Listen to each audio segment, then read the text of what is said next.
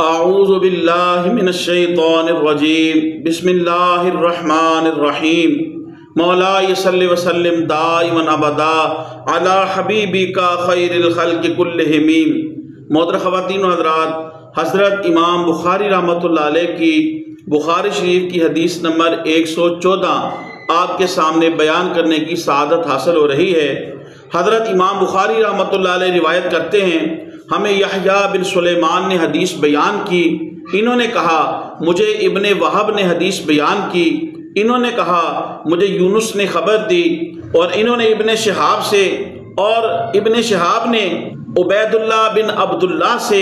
اور انہوں نے حضرت ابن عباس رضی اللہ تعالی عنہ سے، انہوں نے کہا کہ جب نبی صلی اللہ علیہ وآلہ وسلم کا درد بہت زیادہ ہو گیا تو آپ صلی اللہ علیہ وآلہ وسلم نے فرمایا میرے پاس کتاب لاؤ، یعنی کاغذ لاؤ، میں تمہارے لیے ایسا مکتوب لکھ دوں جس کے بعد تم گمراہ نہیں ہوگے۔ حضرت عمر رضی اللہ تعالی عنہ نے عرض کیا کہ بے شک نبی کریم صلی اللہ تعالی علیہ وآلہ وسلم پر درد کا غلبہ ہے اور ہمارے پاس کتاب اللہ ہے جو ہمیں کافی ہے۔ پھر صحابہ کرام رضوان اللہ مجمعین میں اختلاف ہوا اور کافی شور ہو گیا۔ آپ صلی اللہ علیہ وآلہ وسلم نے فرمایا میرے پاس سے اٹھ جاؤ، میرے پاس اختلاف نہیں کرنا چاہیے۔ پھر حضرت ابن عباس رضی اللہ تعالی عنہ یہ کہتے ہوئے باہر آئے کہ بے شک سب سے بڑی مصیبت وہ تھی جو رسول اللہ صلی اللہ علیہ وآلہ وسلم اور آپ کے لکھنے کے درمیان حائل ہو گئی۔ محترم خواتین و حضرات، اس حدیث کو حدیث کرتاس بھی کہتے ہیں، اور یہ بڑا معرکۃ الآراء یا بڑا معروف مسئلہ ہے، اور اس حدیث شریف کو لے کے ایک خاص طبقہ جو ہے وہ صحابہ کرام رضوان اللہ علیہ مجمعین، بالخصوص سیدنا عمر بن خطاب رضی اللہ تعالی عنہ، ان کی ہستی کو معاذ اللہ نشانہ بنانے کی کوشش کرتے ہیں۔ لیکن وہ تو ظاہر ہے ایک گروہ ہے، لیکن اس میں مرزا جیلمی اور اسی طرح مولانا اسحاق صاحب جو اس دنیا سے چلے گئے ہیں، ان کا بھی یہی موقف تھا کہ وہ بھی وہی کام کرتے تھے جو ایک خاص گروہ کر رہا ہے، یعنی صحابہ کرام رضوان اللہ علیہ مجمعین کی شان میں تنقیص کی وہ پوری کوشش کرتے تھے۔ رحمت کونین صلی اللہ تعالی علیہ وآلہ وسلم جب آپ مرض وصال میں مبتلا تھے، جب اس دنیا سے ظاہری طور پہ پردہ فرمانے لگے تو آپ کے اوپر مرض وصال تھا، تو طبعی طور پہ آپ صلی اللہ تعالی علیہ وآلہ وسلم کی طبیعت ناساز تھی، تو رحمت کونین صلی اللہ تعالی علیہ وآلہ وسلم نے ارشاد فرمایا کہ میرے پاس کتاب لاؤ، یعنی کاغذ قلم لاؤ، یا اس وقت جو صورتحال اس پہ لکھا جاتا تھا، فرمایا کہ میرے پاس کتاب لاؤ تاکہ میں تمہیں کوئی ایسی تحریر لکھ دوں، ایسا مکتوب لکھ دوں کہ اس کے بعد تم گمراہ نہیں ہوگے۔ سیدنا امیر المومنین عمر بن خطاب رضی اللہ تعالی عنہ، جن کی زبان پہ حق جاری رہتا ہے، وہ ہستی کہ کئی مرتبہ جب آپ نے کوئی رائے دی، اللہ پاک نے آپ کی رائے کو عین قرآن بنا دیا، اور نبی کریم صلی اللہ علیہ وآلہ وسلم نے خود ارشاد فرمایا کہ میرے بعد اگر کوئی نبی ہوتا تو وہ عمر ہوتے، لیکن میرے بعد کوئی نبی نہیں، انا خاتم النبیین، یہ سرکار دو عالم صلی اللہ علیہ وآلہ وسلم نے فرمایا۔ تو سیدنا امیر المومنین عمر بن خطاب رضی اللہ تعالی عنہ، ان کی تربیت نگاہ نبوت سے ہوئی تھی اور حضور کے صحبت میں ہوئی تھی۔ آپ نے جب دیکھا کہ حضور کی طبیعت ناساز ہے تو آپ نے کہا کہ کتاب اللہ ہمارے اندر موجود ہے، تو پھر رسول اللہ صلی اللہ علیہ وسلم کو مشقت دینے اور تکلیف دینے کی کیا ضرورت ہے؟ اور یہ صحیح بخاری کی روایت ہے کہ یہ واقعہ جو ہے پیارے نبی صلی اللہ تعالی علیہ وآلہ وسلم کے وصال مبارک سے 4 روز قبل کا ہے۔ شیخ الحدیث علامہ غلام رسول سعیدی صاحب رحمۃ اللہ علیہ، اللہ ان کے درجوں کو بلند فرمائے، انہوں نے بڑے بڑے اہل علم جو ہیں انہوں نے بھی اس حدیث شریف کی جو توجیحات کی ہیں ان کا رد کیا دلائل کے ساتھ، جو رحمت کونین صلی اللہ علیہ وسلم کے شان کے مطابق گفتگو تھی وہ آپ نے تحریر لکھی۔ چنانچہ شیخ الحدیث علامہ غلام رسول سعیدی صاحب رحمۃ اللہ علیہ آپ لکھتے ہیں کہ حضرت عمر رضی اللہ تعالی عنہ نے جان لیا تھا کہ اللہ تبارک و تعالی نبی صلی اللہ تعالی علیہ وآلہ وسلم کی روح پر انوار کو اس وقت تک قبض نہیں فرمائے گا جب تک کہ آپ کے دین کو کامل نہیں فرما دیتا، اور جب اللہ تعالیٰ نے یہ بتا دیا کہ اس نے اپنی کتاب میں کسی چیز کو نہیں چھوڑا اور آپ کی امت کے لیے دین کو مکمل کر دیا ہے، تو سیدنا عمر رضی اللہ تعالی عنہ نے قرآن مجید کے اوپر قناعت کی، کیونکہ قرآن مجید وہ کتاب ہے، اللہ پاک خود فرماتا ہے تبیان لکل شیء، اس میں ہر چیز کا بیان ہے۔ اسی طرح اللہ پاک نے فرمایا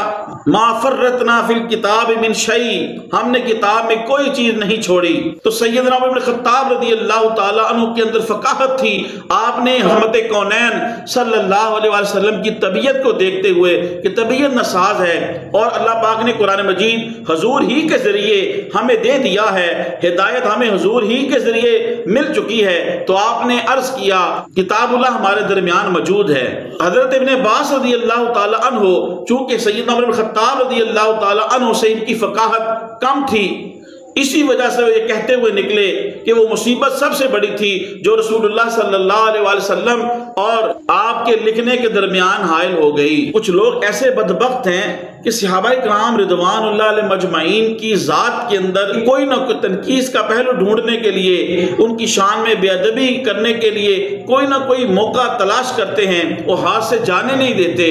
الحمدللہ اہل سنت کا یہ عقیدہ ہے، سواد اعظم کا عقیدہ ہے کہ ہماری نجات اہل بیت کے دامن کو تھامے بغیر نہیں ہے۔ اہل بیت کی محبت ہمارا دین ہے، ہمارا ایمان ہے، لیکن اہل بیت سے محبت کا یہ مطلب نہیں کہ صحابہ کرام رضوان اللہ مجمعین کو ڈیگریڈ کیا جائے، اور صحابہ کرام رضوان اللہ مجمعین سے محبت کا یہ تقاضا یا یہ مطلب نہیں کہ اہل بیت کی بارگاہ میں معاذ اللہ بے ادبی کی جائے۔ ہمارے دونوں سروں کے تاج ہیں، اور جو اکابر نے درجہ بدرجہ ان کے فضیلت مقامات قائم کیے ہیں، ہم اس کو ماننے والے ہیں۔ اسی طرح شیخ الحدیث علامہ غلام رسول سعیدی صاحب رحمۃ اللہ علیہ فرماتے ہیں، آپ فرماتے ہیں کہ امر کی دو قسمیں ہیں، ایک حکم استحبابی ہے اور ایک حکم جو ہے وجوب کے لیے ہے۔ یہاں پر رسالت مآب صلی اللہ تعالی علیہ وآلہ وسلم نے یہ جو حکم دیا کہ میرے پاس کتاب لائی جائے، یعنی کوئی چیز لائی جائے جس کے اوپر میں لکھوں، تو یہ حکم جو ہے وجوب کے لیے نہ تھا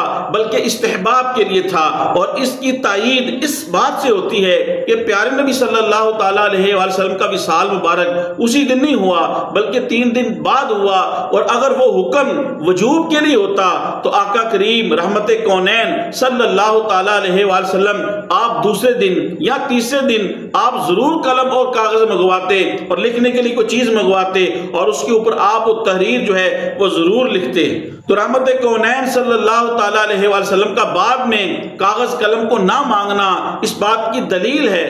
کہ پیارے نبی صلی اللہ تعالی علیہ وسلم کا یہ حکم مبارک جو ہے یہ استحبابی تھا، وجوب کے لیے نہیں تھا۔ اس کے علاوہ اس کی تائید اس بات سے بھی ہوتی ہے کہ رحمت کونین صلی اللہ تعالی علیہ وآلہ وسلم جب آپ کسی بات کا ارادہ فرماتے اور وہ حکم آپ کا وجوب کے لیے ہوتا تو آپ صلی اللہ علیہ وآلہ وسلم اس کام کو کر گزرتے، اگرچہ کئی اصحاب کی رائے جو ہے وہ مختلف ہوتی، لیکن رسالت مآب صلی اللہ تعالی علیہ وآلہ وسلم اپنی نگاہ نبوت سے اس چیز کو دیکھ رہے ہوتے تھے، اور اللہ تبارک و تعالیٰ نے آپ کو اس چیز کا حکم دیا ہوتا تھا تو آپ اسے ضرور ارشاد فرماتے اور آپ اسے ضرور کر گزرتے تھے۔ یہاں پہ آقا کریم رحمت کونین صلی اللہ تعالی علیہ وآلہ وسلم نے جو بعد میں کاغذ قلم یعنی لکھنے والی چیز جب نہیں منگوائی، اس بات کی دلیل ہے کہ پیارے نبی صلی اللہ تعالی علیہ وآلہ وسلم کا یہ حکم جو تھا یہ وجوب کے لیے نہیں تھا بلکہ استحباب کے لیے تھا۔ اور سیدنا امیر المومنین عمر بن خطاب رضی اللہ تعالی عنہ نے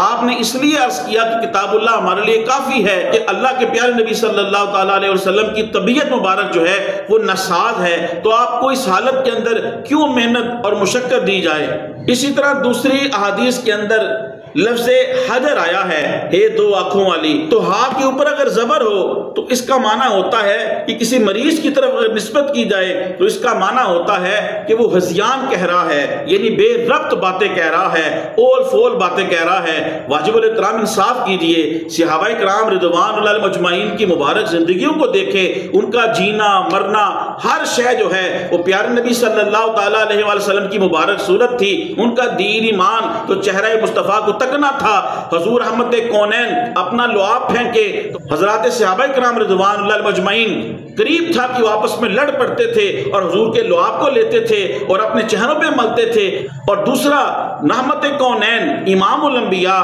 امام المرسلین، ان کی نگاہ نبوت سے انہوں نے فیض پایا تھا، آپ کی صحبت میں رہے تھے، تو کیا آپ کی صحبت کا یہ اثر تھا کہ وہ اس چیز کی نسبت پیارے نبی صلی اللہ علیہ وسلم کی طرف کرتے کہ آقا کریم معاذ اللہ ثم معاذ اللہ کوئی بے ربط باتیں کر رہے ہیں؟ نہیں نہیں، یہاں پہ ہا کے نیچے زیر پڑھنی پڑے گی، جس کا معنی ہے ہجرت کرنا، جدا ہونا۔ اور اس بات کی تائید اس کے اگلے الفاظ سے ہوتی ہے کہ اگر حجر کے اوپر زبر پڑی جائے تو آگے الفاظ یہ ہیں کہ آپ سے پوچھ لے کہ آپ بے ربط باتیں کر رہے ہیں، تو کیا وہ شخص جو بے ربط باتیں کر رہا ہو تو اسے یہ پوچھا جاتا ہے کہ تم بے ربط باتیں کر رہے ہو؟ تو یہ سیاق و سباق بھی بتاتا ہے کہ ہا کے نیچے جو زیر پڑھنی پڑے گی، اور اس لفظ کا یہاں پہ معنی جو ہے وہ یہی لینا پڑے گا کہ ہجرت کرنا یا جدا ہونا، کیونکہ پیارے نبی صلی اللہ تعالیٰ علیہ وآلہ وسلم آپ جلال میں ہوں، آپ خوشی میں ہوں، آپ مرض میں ہوں، آپ جس حالت میں بھی ہوں، آپ کی زبان اقدس سے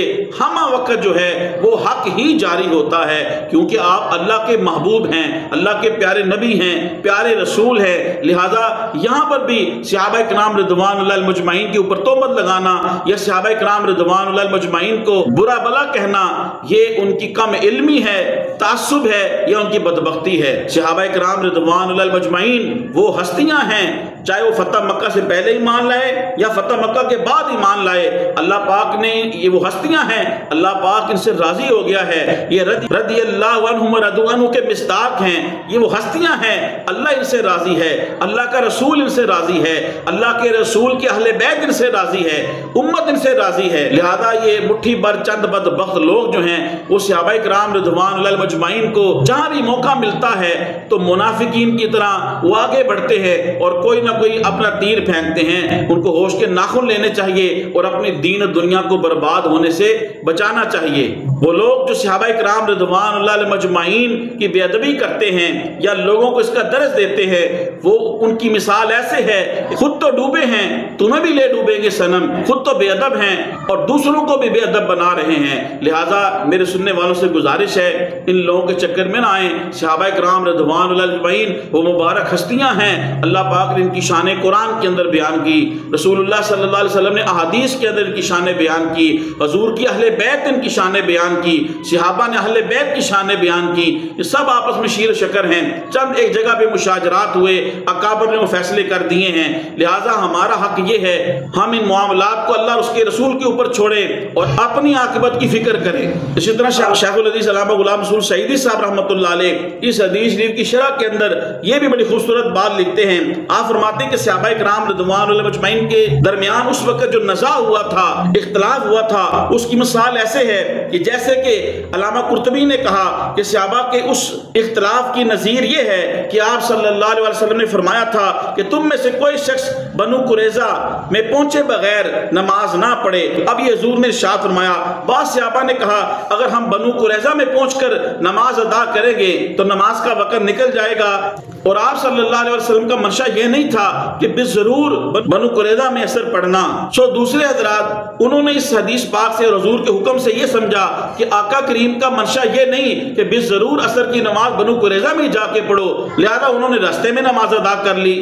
تو بعض نے اس حدیث شریف کے ظاہر پہ عمل کیا اور بنو قریظہ پہنچ کر نماز ادا کی۔ آپ صلی اللہ علیہ وسلم نے کسی فریق کو ملامت نہیں کی۔ اسی طرح اس حدیث پاک کے اندر بھی پیارے نبی صلی اللہ علیہ وسلم نے جب لکھنے کے لیے کوئی چیز منگائی تو سیدنا عمر بن خطاب رضی اللہ تعالی عنہ نے وہ فراست، وہ عقل، وہ فہم جو اللہ نے حضور کے ذریعے ان کو عطا کی تھی، اس سے آپ نے صحابہ کرام کو کہا کہ کتاب اللہ ہمارے درمیان موجود ہے جو حضور ہی کے وسیلے سے ہمیں عطا ہوئی ہے، لہذا حضور کی طبیعت نساز ہے، آپ کو محنت اور مشقت اور اس تکلیف میں لکھنے کی تکلیف میں نہ ڈالا جائے۔ محترم خواتین و حضرات، تبلیغ دین کی نیت سے حدیث شریف کے اس درس کو زیادہ سے زیادہ لوگوں تک پہنچانے کے لیے میری اس ویڈیو کو زیادہ سے زیادہ شیئر کریں، میرے یوٹیوب اسلامی چینل کو سبسکرائب فرمائیں، یوٹیوب پہ کمنٹس کریں، لائک کریں، بیل آئیکن کو ضرور پریس کریں تاکہ ہر آنے والی ویڈیو آپ کو مل سکے۔ اللہ پاک آپ کو جزائے خیر دے۔ السلام علیکم ورحمۃ اللہ وبرکاتہ۔